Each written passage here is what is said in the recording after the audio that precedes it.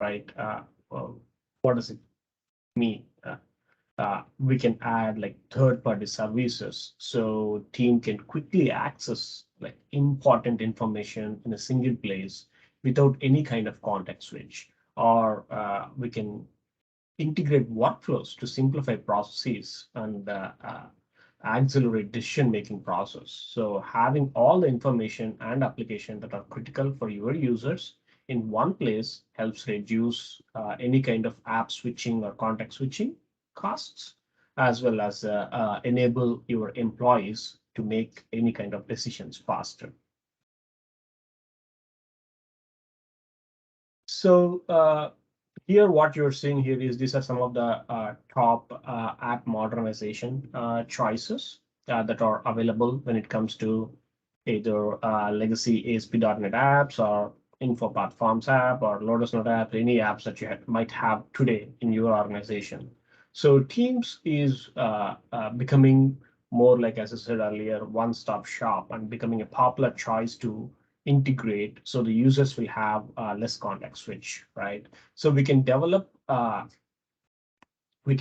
you any app using any technology like Power Platform or a custom web app on Azure, and we can easily integrate that with Teams. So if you have any apps that are working that you see on the left-hand side, the technologies here, be it a legacy DSP.NET that is helping your team to achieve some kind of workflows today, or be it Lotus Note apps that is some kind of LOC business process app that you're having today. Those are like very good use cases for them to turn into uh, a modern app and integrate with Teams. So those can be better used.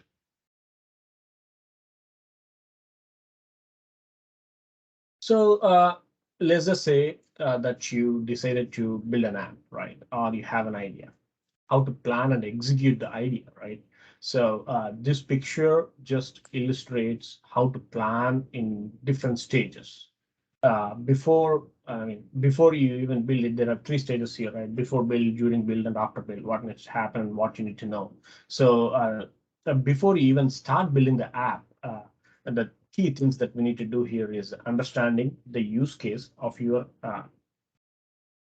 what you're trying to build and the user requirements, right? Are you going to build an app, or is your idea to build an app for a personal app that serves every single person individually, or are you going to create a solution that helps your team as a group, like a group chatbot or something, right? So we need to make sure that uh, use case is documented and uh, perfectly before we start doing anything, right? And then comes into picture understanding the actual team's features and capabilities. So basically, once you know the different capabilities what Teams app can offer, you will be able to map those use cases and appropriately to these capabilities and get a better understanding of your app, right?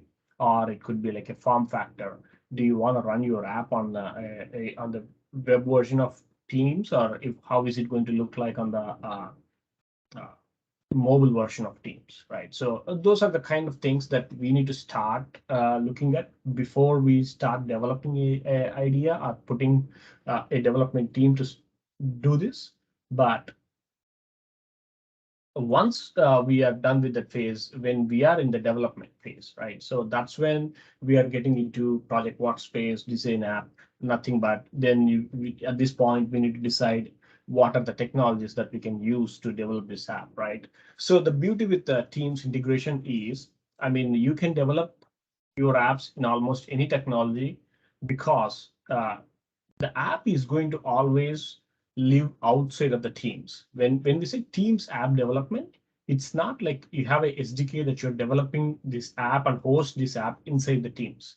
Any app that you are developing for Teams basically will be hosted outside Teams somewhere, and Teams will provide a manifest file or a way to integrate the app hosted outside, which your Teams app, right? So that's why it is very extensible, and you can pick the technology of your choice to develop this app, right? So when it comes to design of apps, So you understand your use cases, you understand the features of these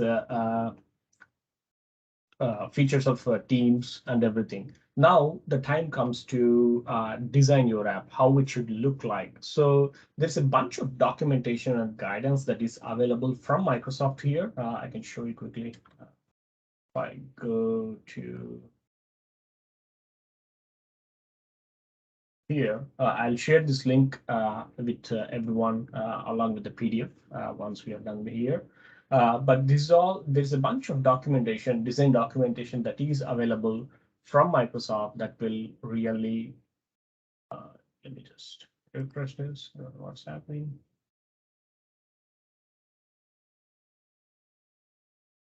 Yeah.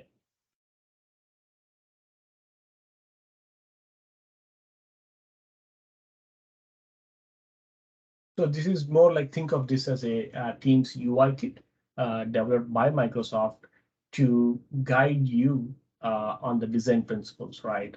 Because when you're developing an app for Teams, even though your brain is the brain of the app is hosted outside, it should look like and feel like native to the Teams platform itself, right? So there are some design guidelines and be it iconography or colors that you need to follow to make sure that your the members who are using this app are not feeling like an alien. This is going to be an alien app, right? So there is a bunch of, if you see here, there are app capabilities.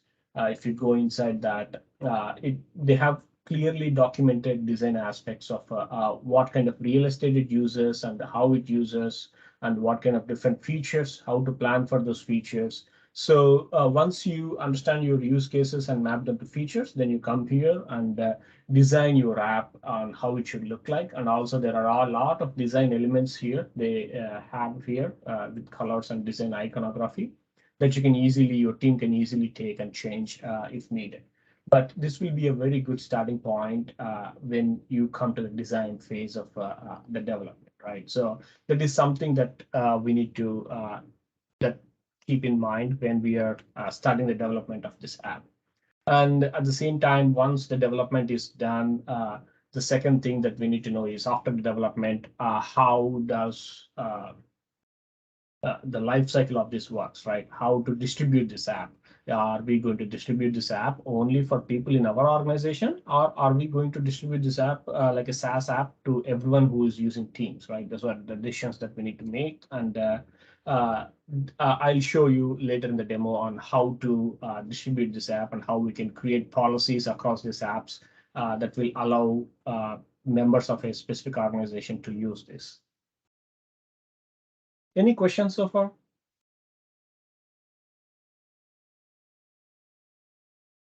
Okay.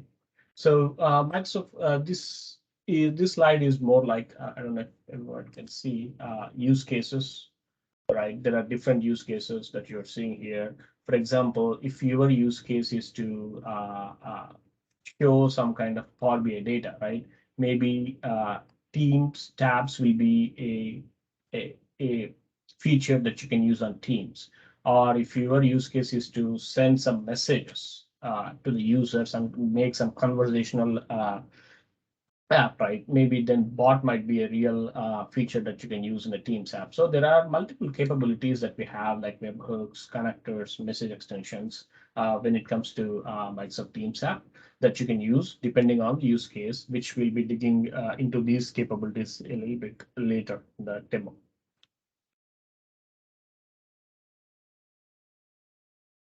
So in this picture, you can see some of the ready-to-use apps at the bottom, which already have good integration with the Microsoft Teams, right?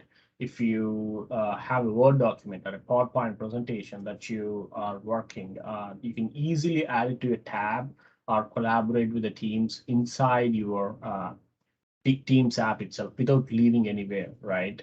You don't need to come or open a different app to view this Office 365 files. You have good amount of integrations already available in there. The same case with either OneNote or Power BI, you can just pin the Power BI dashboards on the Teams app. Or when it comes to partner applications, right? There are already several businesses which are providing apps to integrate their platform with Teams. For example, you can convert any message. If you are using ServiceNow, you can convert any message that you are receiving from a user to a ServiceNow ticket with a couple of clicks, or create rich surveys using things like Poly.ai, right, the site. So there are already a good amount of apps that are available from different businesses too. All these things make Teams a great collaborative workspace, right? However, there will be some custom needs very specific to organizations or businesses, right? That is where the custom apps comes into picture, be it addressing a specific need of one department, or providing resources to employees in a single place where maybe bots can guide people to retrieve information they needed quickly, right? So these are the specific kind of use cases. That is where we can build our own apps, and I'll show you how to integrate them into the Teams platform. So when we talk about custom app, what is a custom app, right? Yeah. So it's a set of capabilities, right?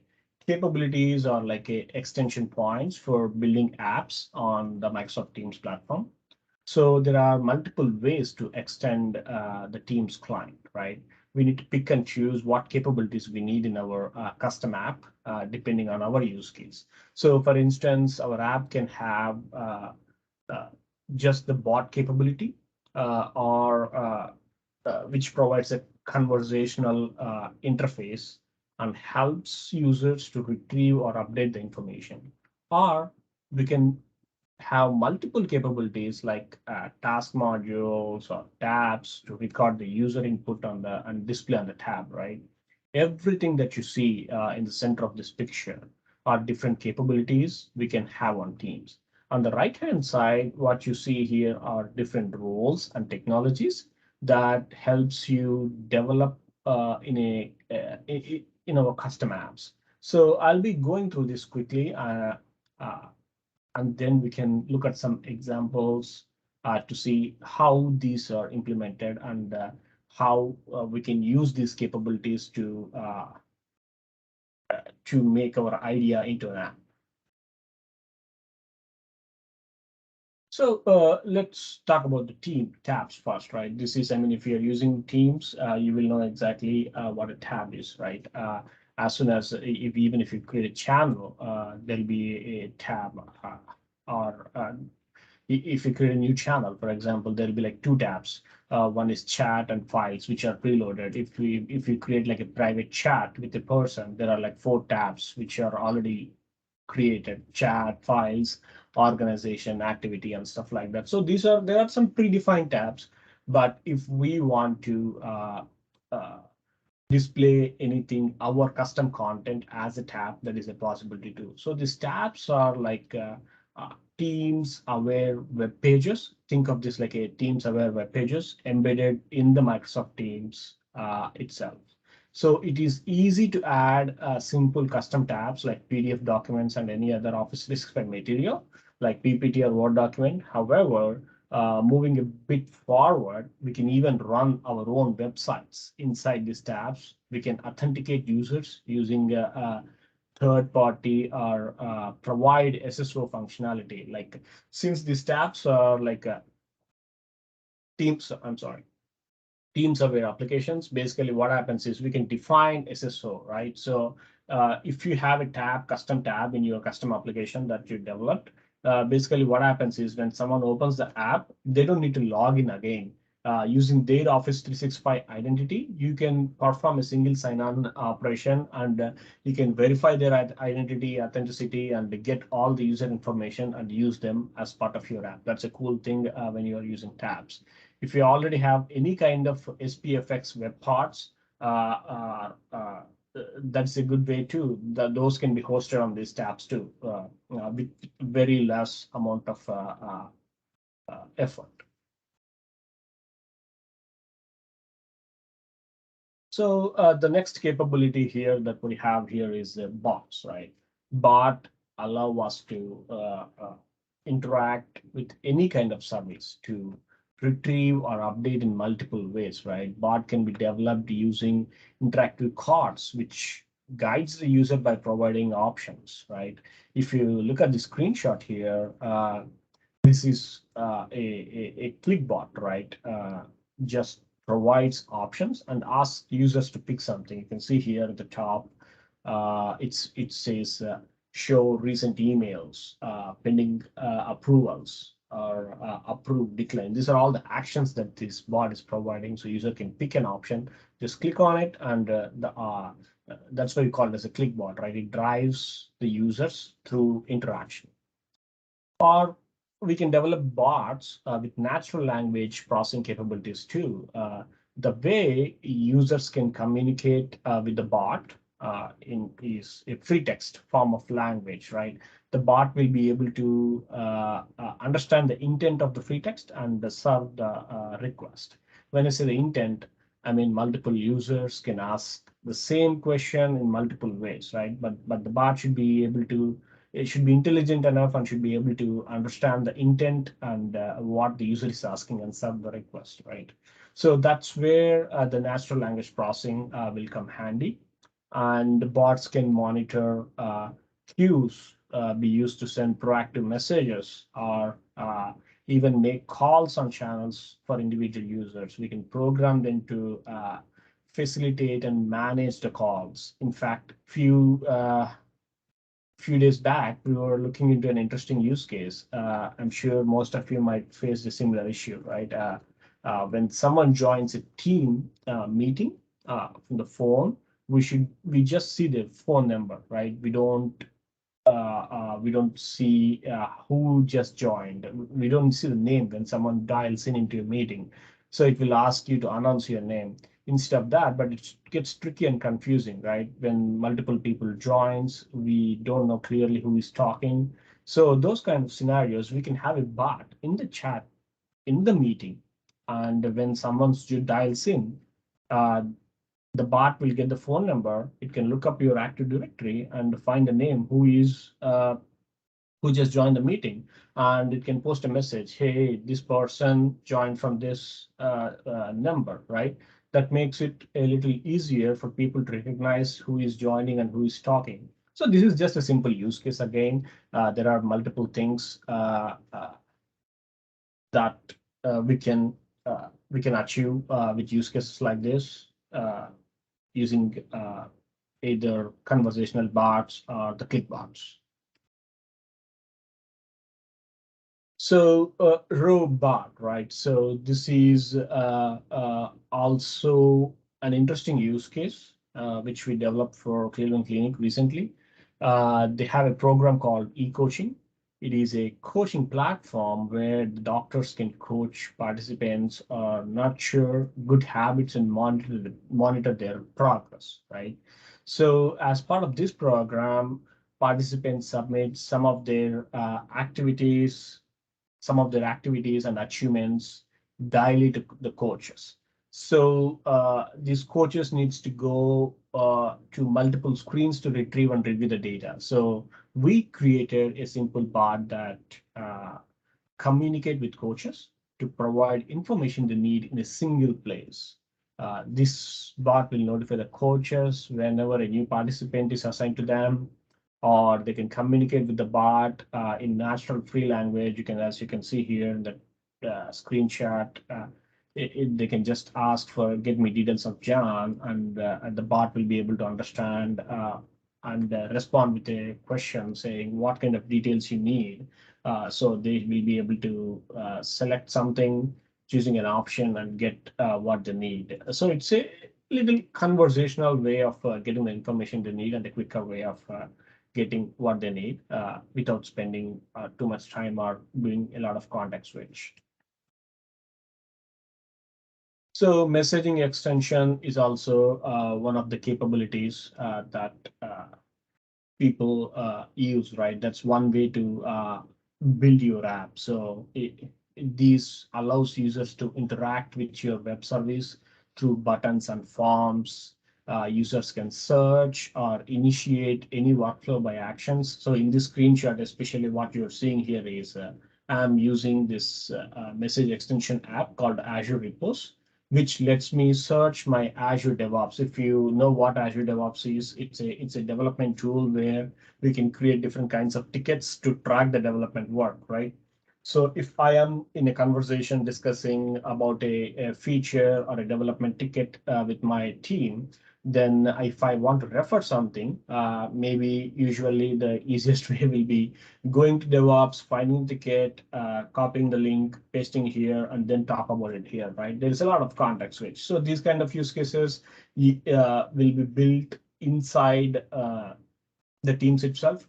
There is integration that you can establish with your Azure DevOps system, or it could be any system, which allows you to search for a specific thing without context switch and share that information right there in the chat so we can continue the conversation seamlessly.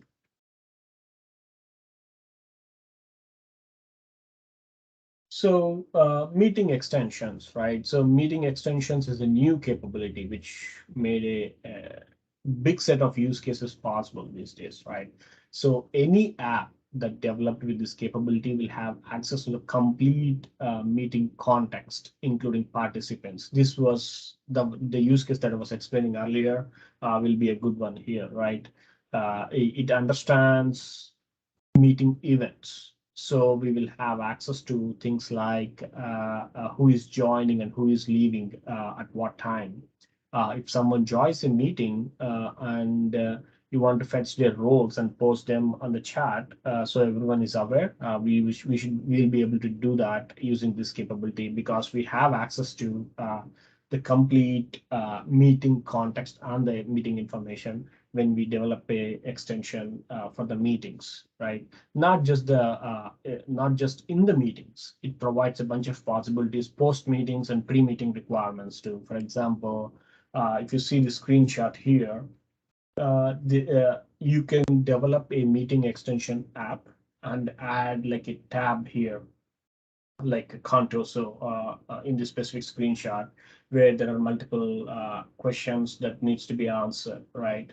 So this specific use case is just like this is a recurring weekly planning meeting where you can add your custom app to your meeting as a tab and capture what went well, what did not go well, what did you learn, those kind of things, right? Uh, as part of the meeting itself, and all this data stays in the meeting. It's in your meeting recurring meeting tab itself. So we don't need to go multiple systems to capture these kind of things. So that's one kind of possibility using tabs that we can achieve.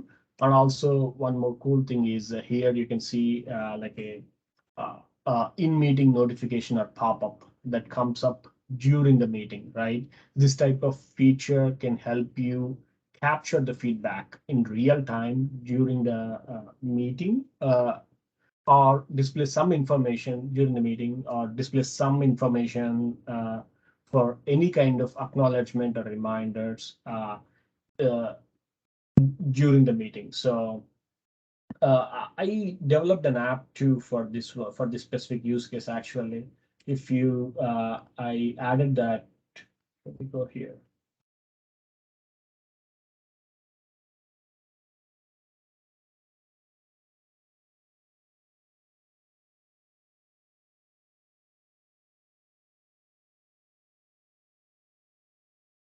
So if you see here, this is the meeting that we are on currently, right? Teams app development is the meeting.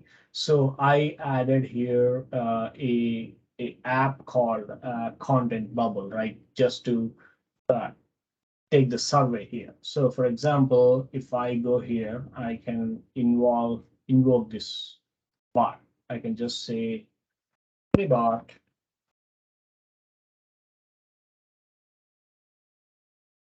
send survey, right? I can just ask the bot like in the meeting, I can ask it go ahead and send a survey. It should be able to respond, but it is, yeah, You see, it's sent a, now my bot understood the message that I'm asking the bot to send a survey, and it sent a message to all people in the meeting, say, how do you like the webinar today? So here, Sai Krishna, someone answered for great. I can click on this, submit my feedback here, right? It posts a message again saying what I voted for, right? So for use cases like this, it will be, this is not the only use case, but use cases like this, right? Collecting a poll during the meeting, doing a survey during the meeting, your bot will be able to understand uh, who is answering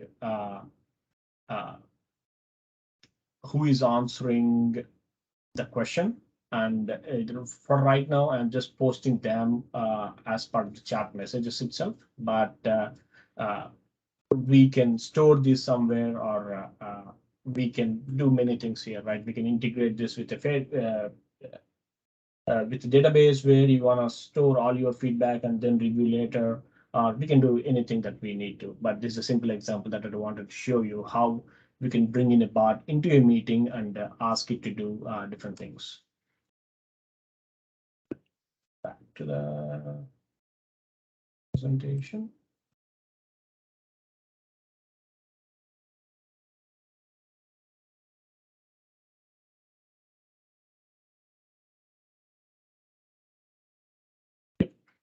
So now that we have seen like different capabilities of the teams, right? This is the picture that gives you a good overview of how to build them, right? There are different tools and technologies.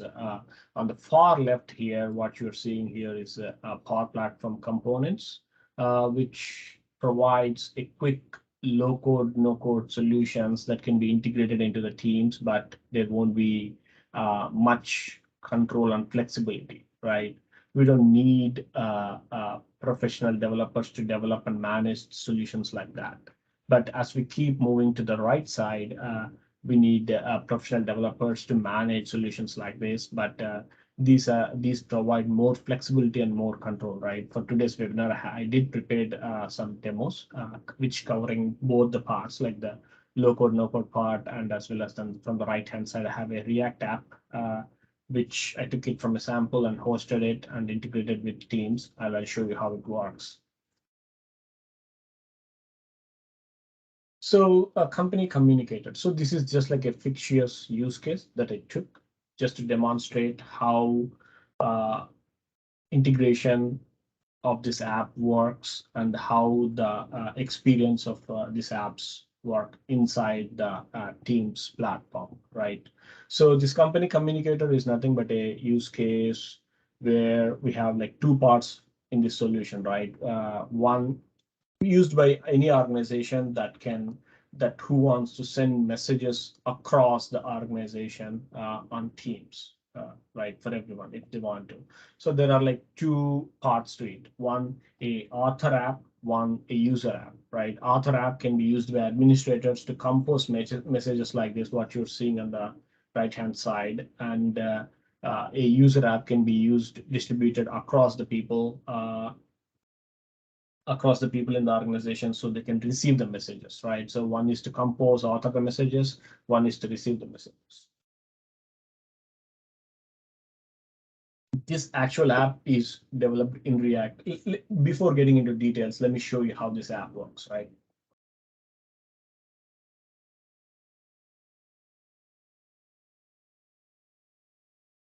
So this particular app, the company communicator, the Kush communicator is using a tab as a capability here. And you can see here that I can take an action, do like a new message. This is one part, first part of the solution, right? Where it allows people to author these messages and send it to across the people, right? So maybe if you see here, there's a action called new message. I can maybe just type teams app development, maybe upload a picture here.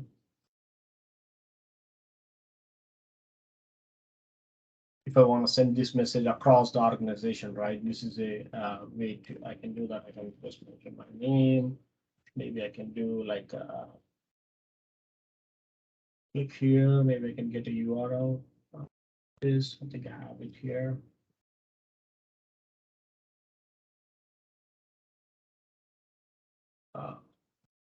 I can put it here, a link. It gives me different options of how I want to share. I can just send in chat to everyone. I can pick, but when I say everyone, the user, whoever is going to receive the message, they need to have the client app, the user app also installed. The second part of the solution, right? I can just save as draft here, and you can see there's a draft message, and I can go ahead and preview this or edit this or duplicate this, or I can go ahead and send this to everyone. See here, I just send that, and probably I have the user part of this app also installed here, right? So I should be seeing that message here. You can see here, there's a new message that just posted 11:06 a.m. Teams app development. So this is one use case, right? How these apps work. So how is this working, right?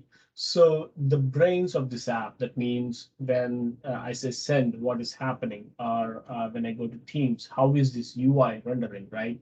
This UI is hosted somewhere in Azure. If I go to here, for example, this is where on Azure, you can see all these services that I have posted to make this app working, right?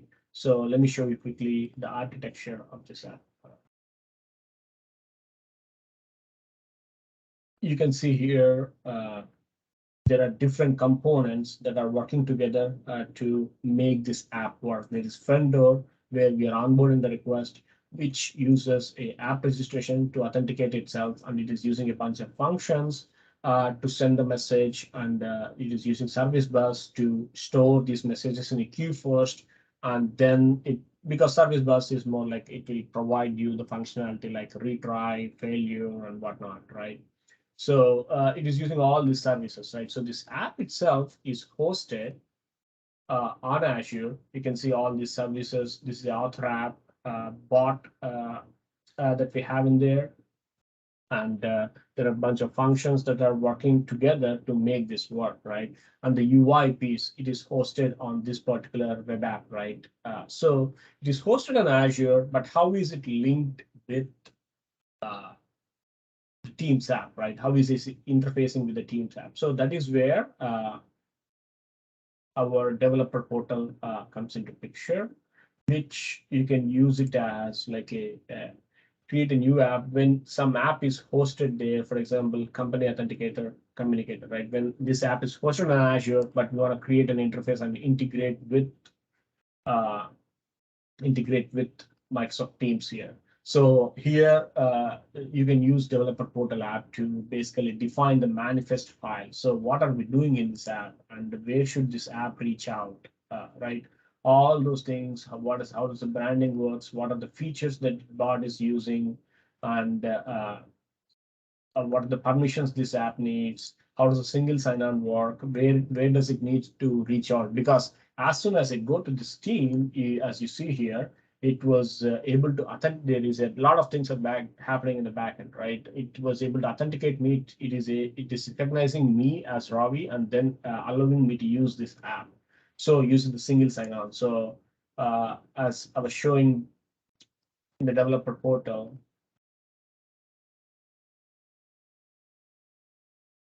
so it is reaching out to a specific API to understand where it should reach, and stuff like that. So you define this manifest file first, and how it should look like, and what it should do, and what are the capabilities that it needs to do. And then once you do that, then it gives you different type of capabilities to basically integrate that with Microsoft Teams. And you can debug the app locally if needed. And then once that is developed, then you can always put it on the Teams admin store to distribute the app officially, which I'll show you in a bit.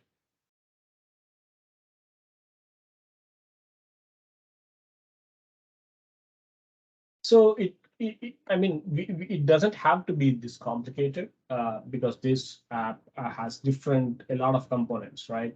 So it could be as simple as like an expense request app, right? So this is one more solution that a fixture solution that we have developed internally to just for the demo purposes.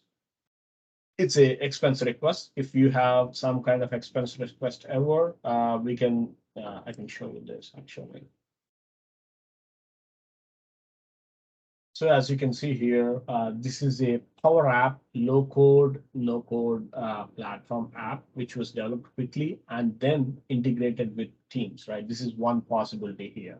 So what it does is basically allows the users to create a new expense request form, or it can see what are the decline requests, what are the pending requests. I can just go here, find something, upload a receipt to do things. So these kind of simple apps that are developed using the low code, no code platform also can be easily integrated with the teams, and those can be pinned here.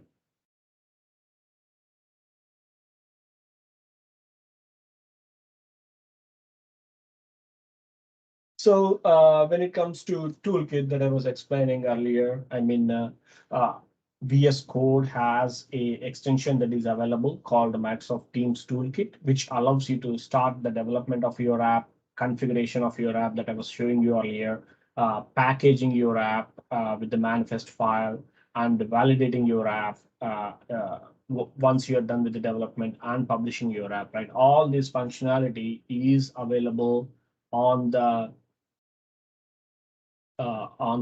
VS Code extension that is available in there.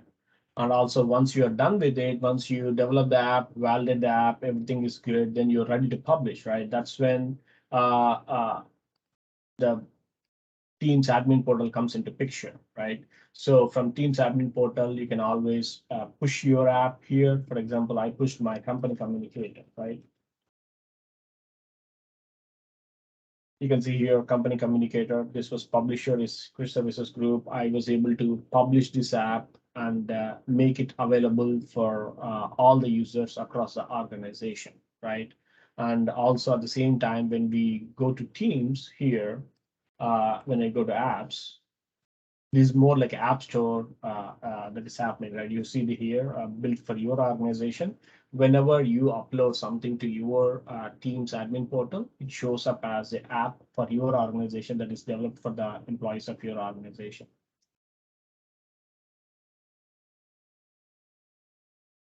So we can create different things like policies on basically what kind of apps do you want to allow your users to use, and you can define exactly if you want to allow only the apps that are developed by you. You can create policies to restrict users on what apps that needs to be allowed, and also you can set up policies, different kinds of policies on what your users should be seeing, right? When they opens these Teams, what kind of apps they should be seeing. You can add your custom app here. For example, I have my company communicator app, right? So I will be able to add that app here and pin it and make sure like a pinned here. That means all the users who are using Teams as part of our organization will be able to see the app as a pinned app on the side, so that it's easy to access. So there are different types of permission policies, setup policies that you can allow or configure so your users can access it in a better way.